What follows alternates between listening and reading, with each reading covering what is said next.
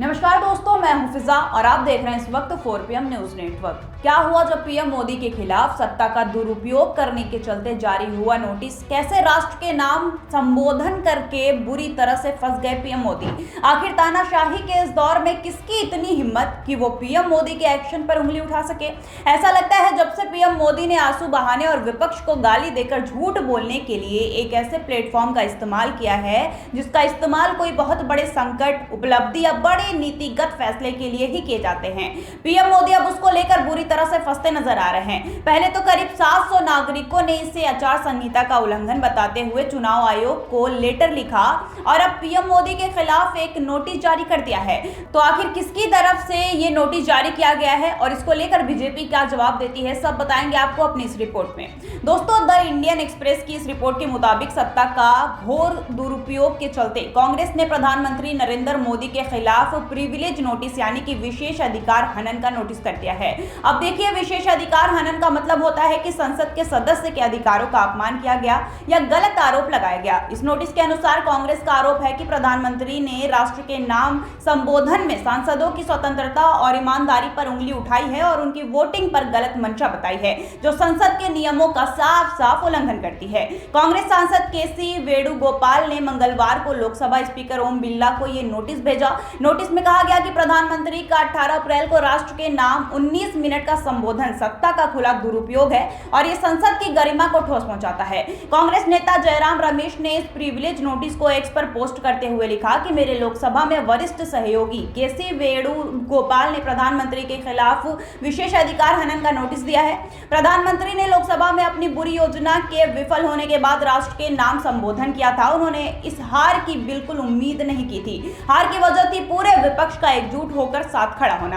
प्रधानमंत्री द्वारा राष्ट्र को संबोधन हमेशा सिर्फ देश की एकता, लोगों में विश्वास बढ़ाने के लिए ही किया जाता है, लेकिन इस बार प्रधानमंत्री ने अपने संबोधन में खुलेआम पक्षपातपूर्ण और भड़काऊ भाषण दिया है। उन्होंने कांग्रेस पार्टी पर 59 बार अलग अलग हमले किए। ये उनके प्रधानमंत्री काल पर एक और अस्थायी दाग होगा।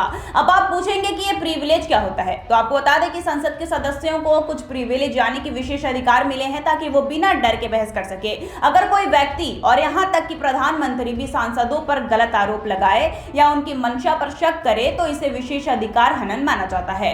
स्पीकर इस नोटिस पर विचार कर सकते हैं और अगर जरूरी हुआ तो प्रिविलेज कमेटी को भेज सकते हैं। कांग्रेस ने कहा कि प्रधानमंत्री ने सांसदों को ईमानदारी से अपना कर्तव्य निभाने के बजाय गलत मंशा से वोट देने का आरोप लगाया, जो पूरी तरीके से गलत बताया जा रहा है। अभी तक लोकसभा स्पीकर की तरफ से इस नोटिस पर कोई आधिकारिक प्रतिक्रिया नहीं आई है। कांग्रेस का कहना है कि प्रधानमंत्री को संसद की गरिमा का सम्मान करना चाहिए था, जबकि सरकार की तरफ से अभी कोई जवाब नहीं आया है। यह मुद्दा संसद में नया विवाद खड़ा कर सकता है। अब देखिए, एक तरफ जहां बीजेपी विपक्ष को महिला विरोधी बताने के चक्कर में दिन रात लगा हुआ है, तो वहीं विपक्ष प्रधानमंत्री द्वारा सत्ता का दुरुपयोग करने के लिए उन्हें पूरी तरीके से घेर रहा है।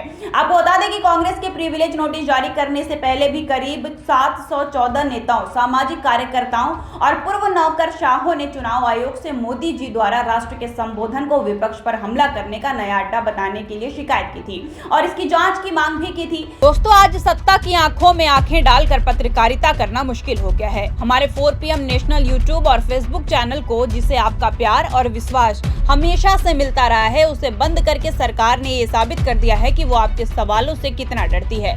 मुश्किल दौर है, लेकिन हम न रुके थे और न ही रुकेंगे। हम सच के लिए हमेशा लड़ते रहेंगे। ऐसे में 4 PM यूपी को ज्यादा से ज्यादा ज्वाइन करें और स्वतंत्र पत्रकारिता को जिंदा रखने के लिए जितना हो सके उतना हमारा आर्थिक सहयोग करें।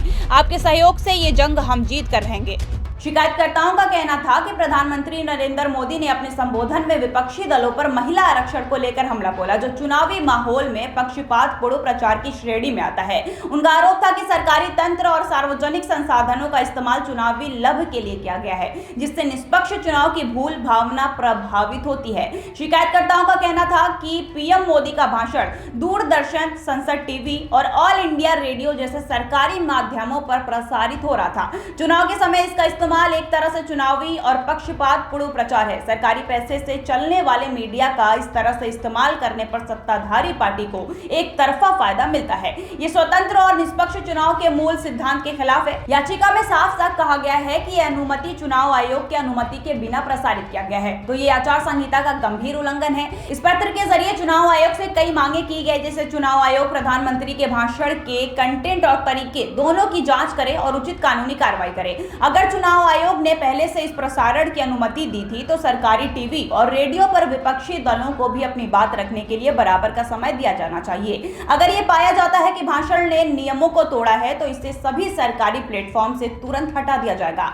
अब देखिए, 18 अप्रैल को दिए राष्ट्र के नाम अपने संबोधन की शुरुआत में ही पीएम मोदी ने भावुक होते हुए कहा था कि देश की करोड़ों महिलाओं की नजर संसद पर थी। मुझे भी देखकर दुख हुआ कि नारी शक्ति का ये प्रस्ताव जब गिरा तो कांग्रेस, सपा, टीएमसी, डीएमके जैसी परिवारवादी पार्टियां खुशी मना रही थी। ऐसे लोगों को इस देश की महिलाएं कभी माफ नहीं करेगी। अब देखिए, करीब 30 मिनट के संबोधन में पीएम मोदी ने कई बार कांग्रेस, टीएमसी, डीएमके समेत तमाम विपक्षी दलों का जिक्र किया। उन्होंने कहा कि कांग्रेस, डीएमके, टीएमसी और समाजवादी पार्टी जैसी पार्टियां की स्वार्थी राजनीति का नुकसान देश की नारी शक्ति को उठाना पड़ा है। आपको बता दें कि भारत में राष्ट्र के नाम संबोधन कभी कोई हल्की चीज नहीं रही है।